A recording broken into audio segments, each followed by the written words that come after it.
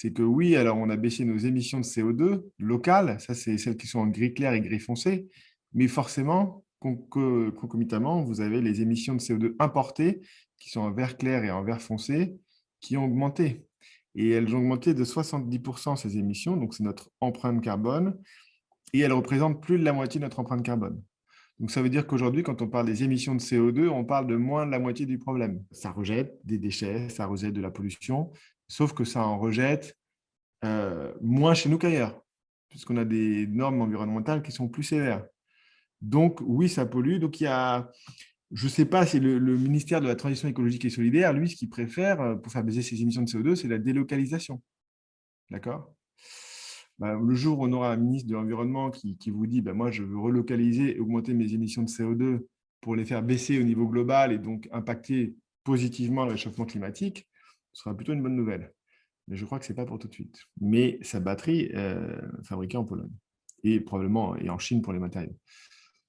Et donc, on donne 6 000 euros aux acheteurs de jouets pour payer ce surcoût de la batterie. Donc, avec ces 6 000 euros, on va subventionner l'industrie de batteries en Pologne et en Chine.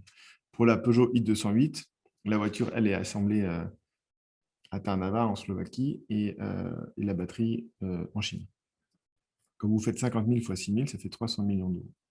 300 millions d'euros en 2020 qui sont allés subventionner la production de batteries en Pologne et en Chine. Et il faut faire changer les règles du jeu. C'est pour ça que moi, je suis convaincu que l'enjeu de l'élection 2022, c'est... je ne suis pas sûr que les 67 millions de Français le soient comme moi, mais c'est qu'il faut faire évoluer cette Europe. Je n'ai pas dit qu'il fallait en sortir. Il faut faire évoluer les règles pour permettre à cette réindustrialisation de se faire, pour mettre en place les conditions pour que ça se fasse. Alors, logiquement, quand on veut encourager des circuits courts par rapport à des circuits longs, quel est l'indicateur qui nous intéresse? La distance.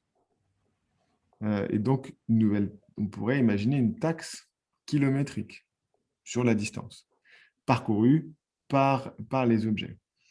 Alors ça, il ne nous reste pas beaucoup de choses sur lesquelles on est souverain dans notre pays, en France, mais les taxes, on est encore souverain. D'ailleurs, vous savez qu'on a une imagination débordante sur ces sujets-là. Le club climat. Qu'est-ce que c'est qu'un club climat? Ça a été proposé par un prix Nobel d'économie qui s'appelle William Nordhaus en 2015. C'est de se dire, on se met à un certain nombre de pays ayant des politiques ambitieuses sur le climat, on se met ensemble. Et donc, les gens qui sont partis de ce club bénéficient, alors ou pas, d'une fiscalité un peu allégée sur leurs produits. Et ceux qui ne sont pas dans le club, eux, par contre, vont avoir une taxe à l'importation, quel que soit le produit, 5%.